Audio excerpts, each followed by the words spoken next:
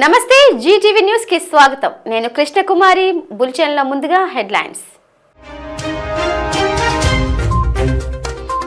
రెండో రోజు కలెక్టర్ల సదస్సులో స్వచ్ఛ ఆంధ్ర, అటవీ, మున్సిపల్, పంచాయతీరాజ్ తదితర శాఖలపై సీఎం సమీక్ష.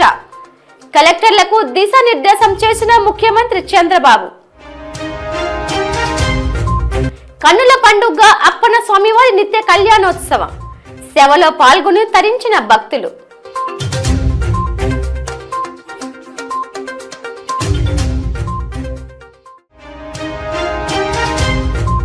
ఈ నెల 17న విశాఖ ఎయిర్పోర్ట్ లో నిర్వహించనున్న యాత్రీ సేవా దివాస్ కార్యక్రమం వివరాలు వెల్లడించిన ఎయిర్పోర్ట్ డైరెక్టర్ పురుషోత్తం.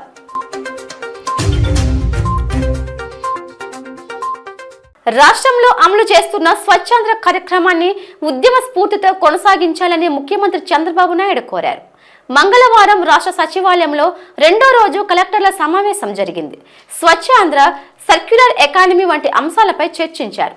ఈ సందర్భంగా ముఖ్యమంత్రి మాట్లాడుతూ, జనవరి నుంచి వేస్ట్ అనేది ఎక్కడా కనిపించకూడదని, 83 లక్షల మెట్రిక్ టన్నుల లెగసీ వేస్ట్ క్లియర్ చేశామని, చెత్తపై పన్ను కూడా రద్దు చేశామన్నారు. స్వచ్ఛాంధ్ర కార్యక్రమాల కోసం కార్పొరేషన్ ద్వారా నిధులిస్తున్నామని, స్వచ్ఛ భారత్ కోసం ఏ జిల్లాలో అయినా పైలట్ ప్రాజెక్టుగా కార్యక్రమాలు చేపడితే అది రాష్ట్రమంతా వర్తింప చేయండి అంటూ కలెక్టర్లకు ఆదేశాలు ఇచ్చారు. ఆల్ ద 77 సబ్ డివిజన్స్ లో ఒక ఎఫ్ఎస్టిపి పెట్టాలని చెప్పేసి మనకి గవర్నమెంట్ ఆఫ్ ఇండియా ఫండింగ్ కూడా ఇచ్చింది. కలెక్టర్స్ 69 ల్యాండ్స్ ఐడెంటిఫై చేసి ఇచ్చారు. కాకపోతే 69లో 27 ల్యాండ్స్ మాత్రమే ఫీజిబుల్ అని చెప్పి Swachhandhra corporation and RWS decide చేసింది. ఇంకా మనకి 51 ల్యాండ్స్ మనం ఐడెంటిఫై చేయాల్సింది ఉంది. So I request all the collectors to help expedite the identification of lands. And household latrines, community sanitary complex Swachhandhra corporation already every month రివ్యూలో చెప్తున్నారు. Within a span of next 1 month try to complete all the individual household latrines. ఇంకా ఎక్కడైనా సరే community places లో community sanitary complex కావాలి అన్నా, individual household latrines కావాలి అన్నా తొందరగా శాంక్షన్స్ ఇచ్చి కంప్లీట్ చేయాల్సిందిగా రిక్వెస్ట్ చేస్తున్నాం. And one more thing, there is no payment pending for individual household latrines and community sanitary complex. All the vendors who are constructing it has been paid. Urban Rural Pollution Control Board ఇవన్నీ కూడా analyse చేసుకొని స్వచ్ఛ భారత్లో కానీ స్వచ్ఛ ఆంధ్రప్రదేశ్ కార్పొరేషన్లో ఏమొస్తున్నాయో కూడా చూసుకొని ఎక్కడెక్కడ type చేయగలి చేసి ఎసెన్షియల్ మిస్సింగ్ ఏవైతే ఉంటాయో నెక్స్ట్ లెవెల్లో తీసుకుపోవడానికి కార్పొరేషన్ విల్ బారో మనీ. నేను ఆ ప్రొవిజన్ మీకు ఇస్తాను. ఆ డబ్బులు వాళ్ళకి ఇచ్చి అకౌంటబిలిటీ ఫిక్స్ చేయాలి. ఎవరో రెస్పాన్సిబిలిటీస్ వాళ్ళు వదిలిపెట్టి రెస్పాన్సిబిలిటీ షిఫ్ట్ చేయడం కాకుండా ఇలాంటి ఎక్కడ గ్యాప్ ఏరియాస్ ఉంటే ఆ గ్యాప్ ఏరియాస్కి విల్ గివ్ దట్ మనీ. ఇమీడియట్గా విల్ స్టార్ట్ దట్ వర్క్. మీరు ఆ వర్క్ చేయండి. గవర్నమెంట్ ఆఫ్ ఇండియా ఇచ్చే డబ్బులు తీసుకోవాలి. అదే ఆల్ డిపార్ట్మెంట్స్ వాళ్ళ డ్యూటీ వాళ్ళు చేయాలి. ఎక్కడ గ్యాప్ ఉందో ఆ గ్యాప్ను మాత్రం విల్ ఫిల్ అప్. కలెక్టర్స్ దగ్గర ప్రపోజల్స్ తీసుకుంటారు సార్. ఇప్పుడు కృష్ణా కలెక్టర్ అడిగినట్టు తీసుకొని we will work it out. Work out చేయండి. అది కూడా మనం ఓన్గా పెట్టకుండా హైర్ చేసేస్తాం, హైర్ పే చేస్తాం. So that it will be more viable. వివిధ ప్రభుత్వ శాఖలు అందించే సేవలకు ఇకపై రేటింగ్స్ ఇస్తామని ముఖ్యమంత్రి చంద్రబాబు నాయుడు స్పష్టం చేశారు. Quantum valley, WhatsApp governance, data lake, RTGS lens, అవే 2.0 అంశాలపై సీఎం సమీక్షించారు. పాలనలో టెక్నాలజీ వినియోగంపై జిల్లా కలెక్టర్లకు దిశానిర్దేశం చేశారు. ఈ సందర్భంగా ముఖ్యమంత్రి మాట్లాడుతూ, కొన్ని ప్రభుత్వ శాఖల పనితీరు మరింతగా మెరుగుపడాల్సిన అవసరం ఉందని, గతంతో పోల్చుకుంటే కొన్ని శాఖల పనితీరు మెరుగైన రెవెన్యూ లాంటి శాఖల పనితీరు మరింత మెరుగుపడాల్సి ఉందని అన్నారు. Sir, regarding SWPC shed, sir, అది కన్స్ట్రక్షన్ న్యూ కన్స్ట్రక్షన్స్ పర్మిట్ చేయట్లేదు సార్. ఏది SWPC sheds sir, solid waste sheds sir. ఇప్పుడు ఎన్ఆర్ఈజిఎస్ కింద మన కన్స్ట్రక్షన్ పర్మిషన్ లేదు సార్. సో చాలా ఎన్ఆర్ఈజిఎస్ కింద 1 lakh లిమిట్ అని చెప్పి గవర్నమెంట్ పెట్టింది సార్. సార్ మనం 2 times ఆల్రెడీ లెటర్ రాసాం sir. They said they will consider it sir, but still they are to take a decision. రాసి కూడా మనం 6 months అయింది. 3 months తర్వాత ముందు కూడా మనం ఒక రిక్వెస్ట్ లెటర్ ఇచ్చాం. You get it done. చెప్పండి, కొంచెం కన్విన్స్ చేయండి. అవసరమైతే నేను కూడా ఒక లెటర్ రాస్తాను, మినిస్టర్తో మాట్లాడదాం. ఇప్పుడు సీఎం గారు రాస్తారు. Sir one more submission sir. Sir last year మనం అంకుడు తెల్లపొనికి కొండపల్లి టాయ్స్ కన్నా ఈ టాయ్స్ కోసం ఎంజీనరేగా నుంచి ఆర్డర్ కూడా ఇచ్చాం సార్. మన ఫారెస్ట్ డిపార్ట్మెంట్ సీడ్లింగ్స్ కూడా రైస్ చేస్తుంది. కాకపోతే ఈ సీడ్లింగ్స్ రైస్ చేయడం కొంచెం టఫ్ సార్. కాబట్టి they are on the job sir. Maybe in the coming years We have discussed on this. Say the survival rate. What is the difficulties? We had discussed. No, just sir ఈ తెల్లపొన్కి survival rate sir మన 10 గనక seedlings rice చేస్తే only 2 survive అవుతున్నాయి sir. But forest research institute is developing the seedlings sir. In the coming days we will ensure that through MG NREGA ఈ రెండు ఏటికోపాకన్ కొండపల్లికి sufficient would అనేది provide అవుతుంది sir. ఇదే కాకుండా కొద్దిగా బ్యాక్వర్డ్ క్లాసెస్లో ఈ బ్యాంబో తీసుకొని బుట్టలు ఇవన్నీ వెళ్తారు, అవి కూడా వీ హ్యావ్ టు సప్లై. అందుకని దాన్ని ఎట్లా చేస్తారు? సార్ రీసెంట్ గా బ్యాంబూ కూడా సార్ సెర్ప్ ఒక రిక్వెస్ట్ చేశారు సార్. సో దట్ ఈజ్ అది బ్యాంబో సెర్ప్ చేసింది మీకు. దట్ ఈజ్ ఎకానమీ ప్రోగ్రామ్ డాక్రా సంఘాలకి. That is a very good programme wealth create చేయడానికి ఫారెస్ట్ బేస్డ్. నువ్వు వినాలా? అది చేసింది డాక్రాక్ చేసింది అదొకటి. ఇక్కడ ప్రోగ్రామ్ ఏంటంటే మేదర కమ్యూనిటీ బుట్టలు ఇవన్నీ అల్లుతారు. వాళ్ళకు ఒకప్పుడు సప్లై చేసేవాళ్ళం, ఇప్పుడు మళ్ళా నిలిపేశాం. దాన్ని మనకు ఫారెస్ట్ ఎక్కడైతే ఉందో మనమే వాళ్ళకి సప్లై చేద్దాం. ఇమీడియట్గా దానికి ఒక ప్రోగ్రామ్ క్రియేట్ చేయండి, దాన్ని చేసి వాళ్ళకందరికీ సప్లై చేద్దాం. సార్ మార్నింగ్ సార్, ఇది ఉంది సార్ బురూట్స్ సొసైటీ రిజిస్టర్డ్ ఉంది, కానీ అది మళ్ళా డీఫంక్ట్ అయిందా, నాట్ ఇంప్లిమెంటెడ్ ప్రాపర్లీ. ఇది లాంగ్ బ్యాక్ తీసుకొచ్చాం ఆ ప్రోగ్రామ్. ఐ రిమెంబర్, నేనే అప్పుడు తీసుకొచ్చాం అది. కాబట్టి మళ్ళీ చేతి వృత్తులు కుల వృత్తులు దెబ్బతినకుండా కాపాడవలసిన బాధ్యత మనపై. రాజధాని అమరావతిలో నిర్మించనున్న అమరావతి క్వాంటమ్ వ్యాలీ భవన సముదాయ నమూనాపై ముఖ్యమంత్రి నారా చంద్రబాబు నాయుడు సంతృప్తి వ్యక్తం చేశారు. నమూనా బాగుందని, అనేక కసరత్తులు చేసిన తర్వాత తక్కువ సమయంలోనే మంచి నమూనా రూపొందించారని ఐటీ ఆర్టీజీ శాఖ కార్యదర్శి భాస్కర్ కాటమనేని అభినందించారు. Our cabinet subcommittee for going into all the details and placing it before the cabinet and the committee. We had come up with a very open, robust excise policy framework, which included the basic tenets of this excise policies of transparency, quality control, price parity, quality liquor, crime control, track and trace, digital payments, and enhancing the revenue efficiency. So the main focus was not on the revenue generation, but it was on revenue efficiency improvement. Sir, now there are certain decisions which were taken by the government through the manifesto and that certain during the meetings in the cabinet and the review meetings of the Honorable CM and the Minister. So one of the major decisions taken was give access. As I said, the policy, the basic characteristic was openness and transparency.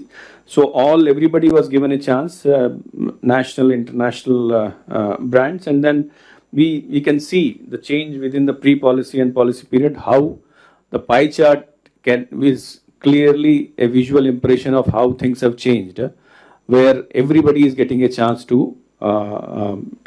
put up their products in Andhra Pradesh, and it's a balanced and transparent policy. Affordable liquor, sir, rupees 99 has been almost 18 to 19% of the total sales are now in that 99 rupees segment. People are happy with the quality and the availability of the liquor. Other items like quality control, as in the previous collectors conference also we had told, the emphasis is to follow the existing norms. Emphasis is to improve the quality checks.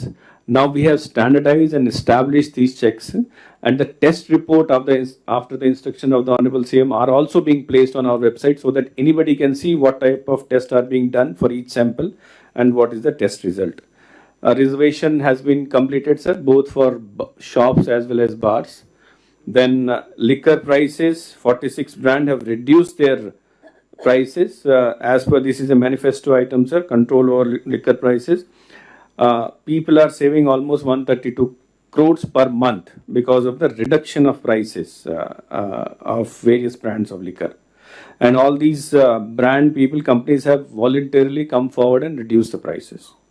Substandard quality liquors, sir, as I said, these have been discontinued, and we have whatever are there, the brands are there in the market, are properly checked, quality tested.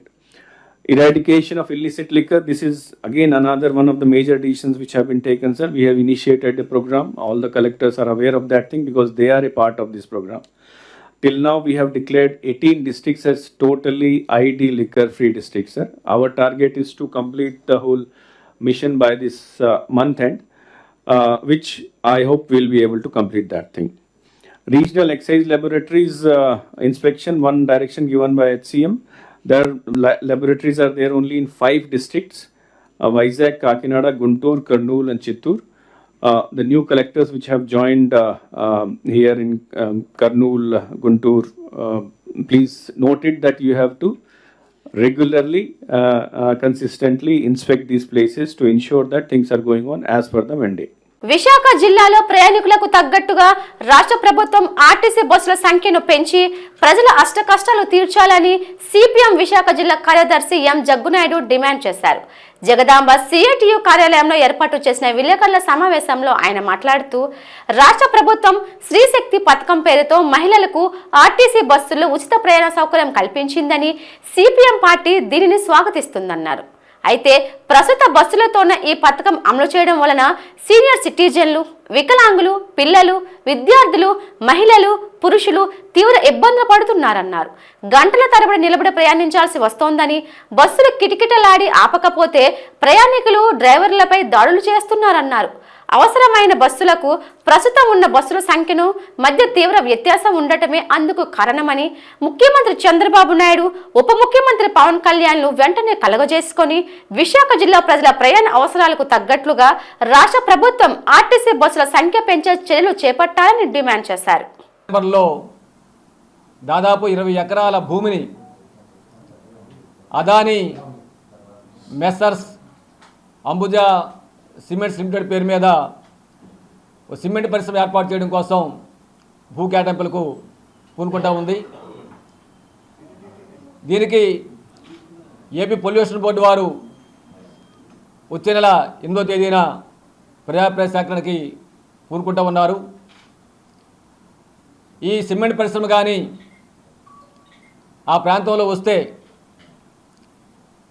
Gajuwaka పరిసర ప్రాంతాల్లో ఉన్నటువంటి 12 లక్షల మంది ప్రాణాలకు రక్షణ ఉండదు, ఆరోగ్యాలకు రక్షణ ఉండదు, గాలి కలుషితం అవుతుంది, నీరు కలుషితం అవుతుంది, భూగర్భ జలాలు కలుషితం అవుతాయి, పర్యావరణం దెబ్బతింటుంది, భారీ వాహనాలు పెరుగుతాయి, దుమ్ము ధూళి పెరుగుతుంది, ప్రమాదాలు పెరుగుతాయి. ఈ ప్రాంతం గుండా స్టీల్ ప్లాంటు, ఇతర పరిశ్రమలకి కొన్ని వేల మంది ప్రయాణాలు సాగిస్తూ ఉంటారు. రోడ్డు ప్రమాదాలు పెరుగుతాయి, వీరి ప్రాణాలకు భద్రత లేకుండా పోతుంది. ఆ విధంగా దాదాపు 12 లక్షల మందికి హాని కలిగించేటువంటి ఈ నిర్ణయాన్ని తక్షణమే రద్దు చేయాలని, జనవాసాలు లేని ప్రాంతాల్లో పరిశ్రమ ఏర్పాటుకు అనుమతులు ఇవ్వాలని సిపిఎం పార్టీ చంద్రబాబు గారిని, పవన్ కళ్యాణ్ గారిని డిమాండ్ చేస్తూ ఉంది. మీ ప్రభుత్వాన్ని ఒకటి అలదొచ్చుకున్నాం. ఒక వ్యక్తి లాభం కోసం, ఒక వ్యక్తి ప్రయోజనం, అదానీ ప్రయోజనం కోసం 12 లక్షల మంది ప్రజల ప్రాణాల పరంగా పెట్టాలా? పోనీ పరిశ్రమ ఏర్పాటు వల్ల ఏమైనా లక్షల సంఖ్యలో వేల సంఖ్య ఉద్యోగాలు ఏమైనా వస్తున్నాయా? గోపాలపట్నం ఎల్లపవానిపాలెం కల్లాల వద్ద గేదెలను కాయడానికి వెళ్లిన 70 సంవత్సరాల వృద్ధుని హత్య స్థానికంగా కలకలం రేపింది. బీసెట్టి పరదేశి అనే వృద్ధుణ్ణి అలమండ నితీష్ అనే వ్యక్తి బండరాయితో కొట్టి హత్య చేశాడని స్థానికులు ఇచ్చిన సమాచారం మేరకు పోలీసులు సంఘటనా స్థలానికి చేరుకుని క్లూస్ టీం సహకారంతో వివరాలు సేకరిస్తున్నారు. అయితే పోలీసుల అదుపులో నిందితుడు నితీష్ ఉన్నట్లు సమాచారం. అలాగే హత్యకు గల కారణాలు తెలియాల్సి ఉంది.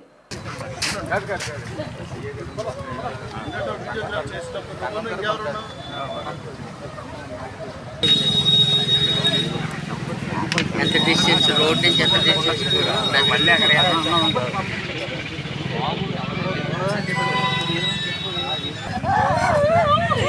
మమ్మల్ని ఇయ్యొద్దు, సరేనా? మమ్మల్ని ఇయ్యొద్దు, సరేనా? అక్కడ ఏమన్నా సార్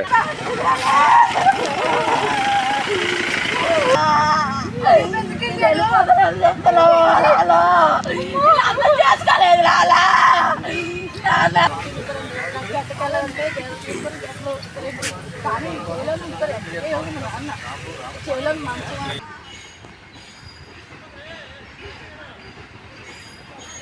ఉదయం ఎన్ని గంటలకు వెళ్ళారు మా ఇంట్లోంచి?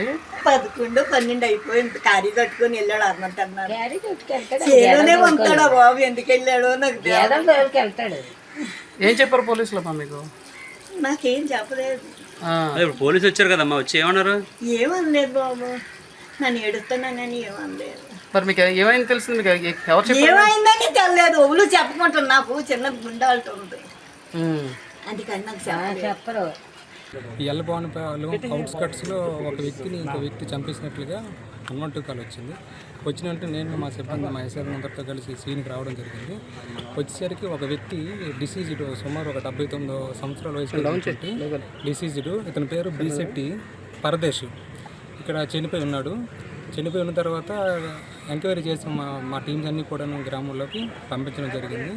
అయితే అందులో ఒక ఐ విట్నెస్ ఏం చెప్పాడంటే, ఎవరో ఒక వ్యక్తి లావుగా ఉన్నటువంటి ఒక వ్యక్తి ఆయన డిసీజ్డ్ ముందు వెళ్ళిపోతుంటే వెనక వైపు నుంచి వచ్చి కింద తిరగేసి రాయితో ముఖం మీద కొట్టినట్లుగా చెప్పడం జరిగింది. మా టీమ్స్ అన్నీ కూడాను ఎఫర్ట్స్ పెడుతున్నాయి. ముద్దాయిని అరెస్ట్ చేసి కోర్టుకి రిమాండ్కి తరలించడం జరుగుతుంది. ప్రముఖ పుణ్యక్షేత్రంగా విరాజిల్లుతున్న సింహాచలం శ్రీ వారాహ లక్ష్మీ నరసింహస్వామి వారి నిత్య కళ్యాణం అత్యంత వైభవంగా జరిగింది. అర్జిత సేవల్లో భాగంగా అర్చక స్వాములు ఉత్సవమూర్తిని గోవిందరాజస్వామిని ఉభయ దేవతలతో మండపంలో అధిష్ఠింపచేశారు. నిత్య కళ్యాణంలో పాల్గొన్న భక్తులు గోత్రనామాలతో సంకల్పం చెప్పి పాంచరాత్ర గమశాస్త్రం విధానంలో విశ్వకేశ ఆరాధన పుణ్యహవచనాలతో కార్యక్రమానికి శ్రీకారం చుట్టారు. కంకణ ధారణ, నూతన యజ్ఞపవిత సమర్పణ, జీలకర్ర బెల్లం, మాంగళ్య ధారణ, తలంబ్రాల ప్రక్రియను కమనీయంగా జరిపించారు. మంత్రపుష్పం, మంగళ శాసనాల తర్వాత భక్తులకు వేద ఆశీర్వచనాలు, శేష వస్త్రాలు, స్వామివారి ప్రసాదాలు అందజేశారు. అనంతరం స్వామివారి అంతరాలయ దర్శనం కల్పించారు.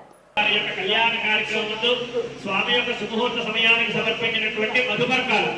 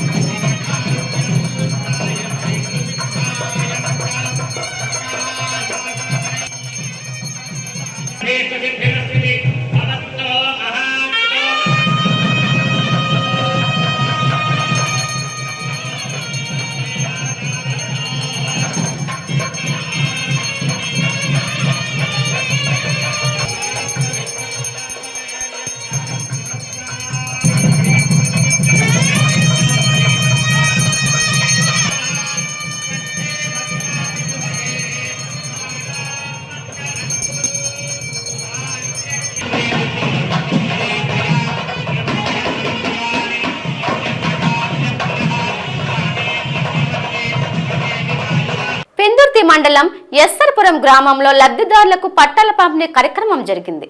ఈ కార్యక్రమానికి ముఖ్య అతిథిగా స్థానిక శాసనసభ్యులు పంచకుల రమేష్ బాబు హాజరై ఆయన చేతుల మీదుగా లబ్ధిదారులకు పట్టాలని అందజేశారు. ఈ సందర్భంగా పంచకర్ల మాట్లాడుతూ ఎస్ఆర్పురం కాలనీలో 2018-19లో ఎన్టీఆర్ గృహ నిర్మాణ పథకంలో మంజూరైన లబ్ధిదారులకు గత ప్రభుత్వం నిర్మాణం చేయకుండా నిలిపివేయడం జరిగిందని, అట్టి లబ్ధిదారులు అందరికీ ఎల్పీసీ అందించి నిర్మాణాలు వేగంగా పూర్తి చేయమని అధికారులకు సూచించారు.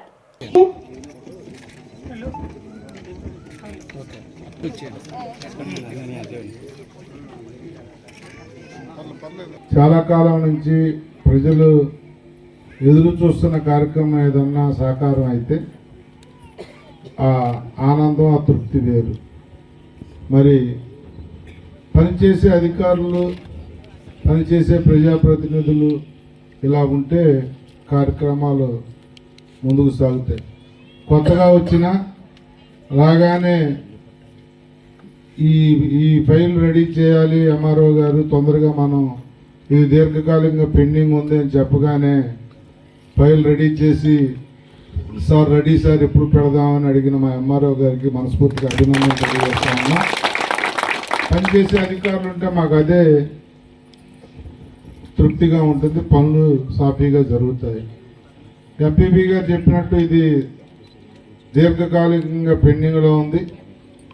సర్పంచ్ గారు కూడా మరి ఆవిడ ఇప్పుడు మైక్లో మాట్లాడలేకపోయినా సాంప్రదాయం కాదు కాబట్టి ఆయన మాట్లాడకపోయినా ఈ సమస్య మీద నా దగ్గరికి ఆయన ఎన్నిసార్లు తిరిగాడో ఆయనకే గుర్తు ఉండదు, అన్నిసార్లు తిరిగాడు ఆయన పని చేయించడం. ఈ ముగ్గురు కూడా సర్పంచ్ గారు కానీ, సోమనాయుడు కానీ, మన ఎర్రిబాబు కానీ ఎక్కడ ఎదురైనా కూడా స్వాతి ముచ్చలో కమలసం లాగా నా వెంటబడ్డారు వీళ్ళంతా కూడా.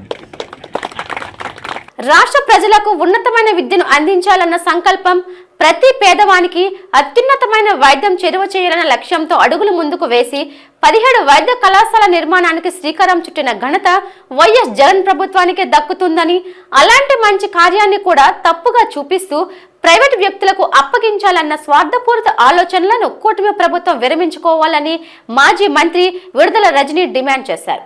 కేంద్ర పార్టీ కార్యాలయంలో ఆమె విలేకరులతో మాట్లాడారు. ఈ మెడికల్ కాలేజ్ అన్ని కమెంట్స్ అయితే, ఈ మెడికల్ కాలేజ్ అన్ని అనుకున్నట్టుగానే ఓపెన్ అయితే ఇవన్నీ కూడా ఈ క్రెడిట్ అంతా జగన్మోహన్ రెడ్డి గారికి దక్కుతుంది. దీనివల్ల కూటమి ప్రభుత్వానికి ఎంత కూడా ఆ గుర్తింపు ఉండదు కాబట్టి ఈ పేరు జగన్మోహన్ రెడ్డి గారికి వస్తుంది కాబట్టి ఇది ప్రజల్లోంచి ఈ పేరుని చెరిపేయాలి. అందుకని ఈ మెడికల్ కాలేజ్ ని గవర్నమెంట్ రంగంలోనే వీటిని ముందుకు తీసుకువెళ్ళొద్దు, ప్రజల ఆరోగ్యం గాలికి వదిలేద్దాం అనేసి మీరు ఈ జోరు చేసినటువంటి పని ఏంటి? ఇలా ఈ లెటర్ పెట్టి ఇక దీనివల్ల ప్రజల్లో వ్యతిరేకత వస్తుంది. పెద్ద ఎత్తున రాష్ట్ర ప్రజల్లో ఆందోళన నెలకొంది. విపరీతమైనటువంటి ఆందోళన డాక్టర్ విద్య అభ్యసించాలనేటువంటి పేద ప్రజల్లో నెలకొంది, పేద విద్యార్థుల్లో నెలకొంది. ఇక ఇది మనకు అందని ద్రాక్షేనా? ఇంత ఖరీదైనటువంటి విద్యని మనం అభ్యసించగలుగుతామా అని చెప్పేటువంటి ఒక బాధలో ఈరోజు రాష్ట్ర ప్రజలుంటే ఆ బాధ అర్థం చేసుకొని ఈరోజు వైఎస్ఆర్ కాంగ్రెస్ పార్టీ కూటమి ప్రభుత్వాన్ని, చంద్రబాబు నాయుడు గారిని ఈ డెసిషన్ తప్పు అని ప్రజల పక్షాన పోరాడుతూ ప్రశ్నిస్తుంది.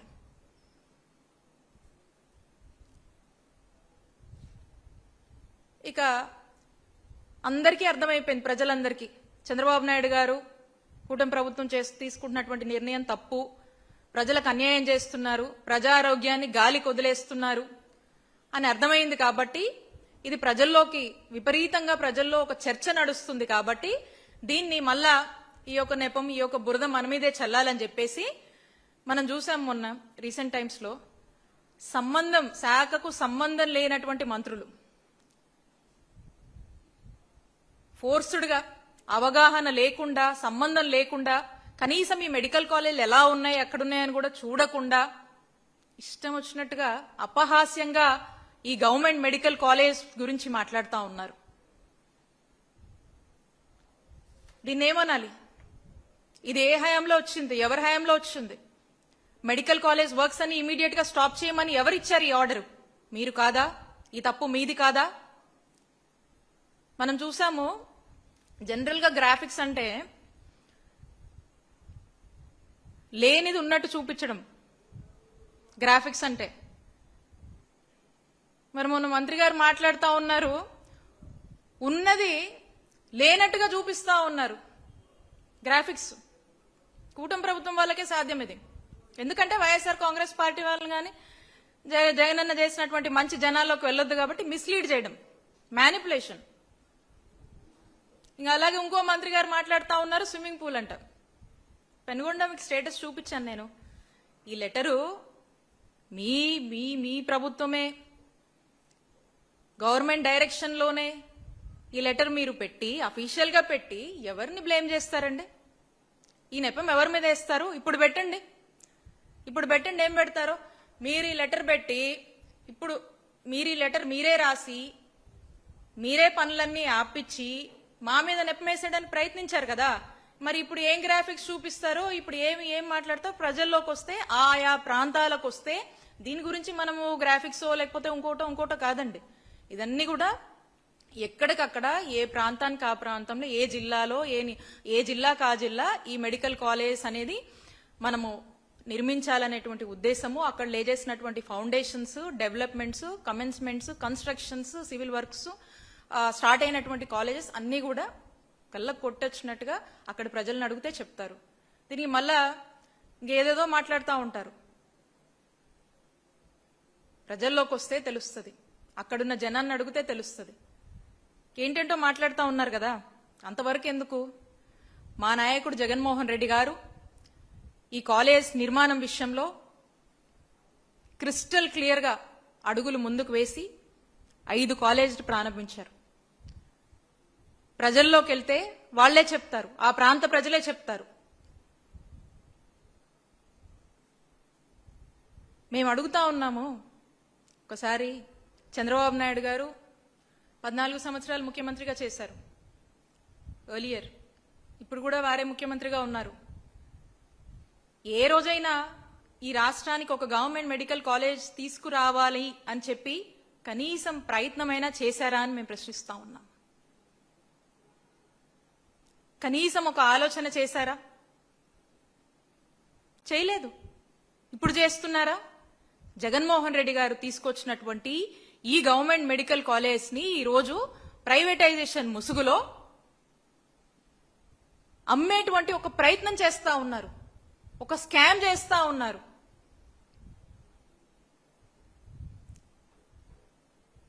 ఇంత మాత్రం కూడా చిత్తశుద్ధి లేకుండా మేం తీసుకొచ్చినటువంటి ఈ ఎస్టాబ్లిష్మెంట్స్ నే ఎందుకు ప్రజలకు దూరం చేస్తున్నారు? ఇది తప్పు, ఇది తప్పు. ఖచ్చితంగా దీని మీద అవసరమైన ఎన్ని పోరాటాలైనా దేనికైనా కూడా వైఎస్ఆర్ కాంగ్రెస్ పార్టీ ప్రజల పక్షాన మీరు తీసుకోబోతున్నటువంటి ఈ నిర్ణయం తప్పు అని చెప్పి మేము ఎంతవరకైనా పోరాడడానికి సిద్ధంగా ఉన్నాము. ప్రజల పక్షాన ఈ విషయంలో మేము పోరాడుతూనే ఉంటామని తెలియజేస్తున్నాను. భారత సివిల్ ఏవియేషన్ మంత్రిత్వ శాఖ ఎయిర్పోర్ట్ అథారిటీ ఆఫ్ ఇండియా సంయుక్త ఆధ్వర్యంలో ఈ నెల 17న విశాఖ విమానాశ్రయంలో యాత్రీ సేవా దివాస్ కార్యక్రమం నిర్వహించనున్నట్లు విశాఖ విమానాశ్రయ డైరెక్టర్ యశ్ పురుషోత్తం తెలిపారు. ఈ మేరకు కార్యక్రమ వివరాలు వెల్లడించేందుకు ఆయన తన కార్యాలయంలో విలేకరుల సమావేశం ఏర్పాటు చేశారు. ఈ సందర్భంగా ఆయన మాట్లాడుతూ వేడుకల్లో ప్రయాణికుల ఆనందాన్ని పెంపొందించడానికి ప్రజాసేవ దృక్పథంతో పలు కార్యక్రమాలు నిర్వహించనున్నామని తెలిపారు. దీప ప్రజ్వలనతో మొదలుకొని సాంస్కృతిక కార్యక్రమాలు, పిల్లలకు బహుమతి ప్రదానోత్సవాలు ఉంటాయని తెలిపారు. వాటితో పాటుగా రక్తదాన శిబిరం, ఉచిత నేత్ర వైద్య శిబిరం ఏర్పాటు చేశామని తెలిపారు. సెప్టెంబర్ 2025న వైవిధ్యభరిత కార్యక్రమాలతో ఘనంగా నిర్వహించున్నాం. ఈ వేడుకలు ప్రయాణికుల ఆనందాన్ని పెంపొందించడం, ప్రజాసేవా దృక్పథంతో ఏఐ యొక్క ఎయిర్పోర్ట్స్ అథారిటీ ఆఫ్ ఇండియా యొక్క సంకల్పాన్ని బలోపేతం చేయడం లక్ష్యంగా సాగనున్నాయి. పర్యావరణ పరిరక్షణను ప్రోత్సహించేందుకు ఉదయం 11 గంటల నుంచి 12 గంటల వరకు టెర్మినల్ సిటీ సైడ్ ఏక్ పేడ్ మాకే నామ్ అనే యొక్క స్లోగన్తో ఈ యొక్క ట్రీ ప్లాంటేషన్ కూడా మేము చేయబోతున్నాం. అలాగే విశాఖ బ్లడ్ బ్యాంక్ సహకారంతో ఉదయం 10:30 నుంచి మధ్యాహ్నం 2 గంటల వరకు డిపార్చర్ ఏరియాలో రక్తదాన శిబిరం ఏర్పాటు చేస్తున్నాం.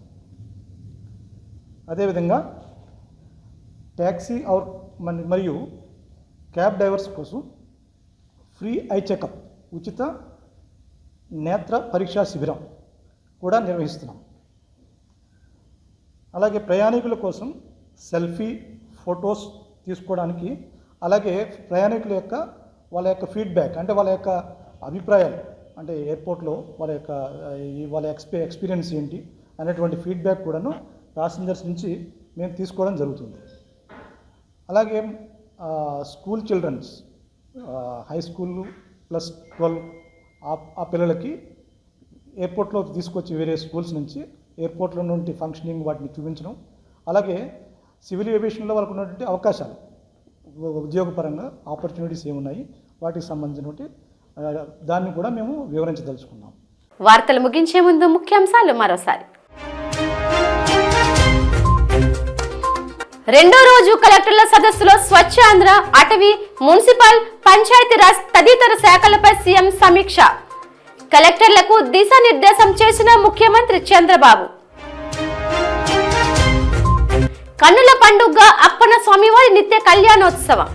సేవలో పాల్గొని తరించిన భక్తులు.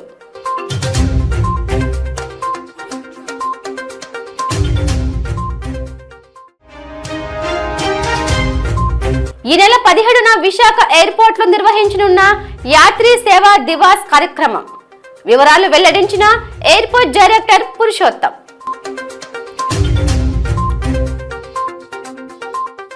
ఈ వార్తలు ఇంతటితో సమాప్తం. చూస్తూ ఉండండి GTV న్యూస్. నమస్తే.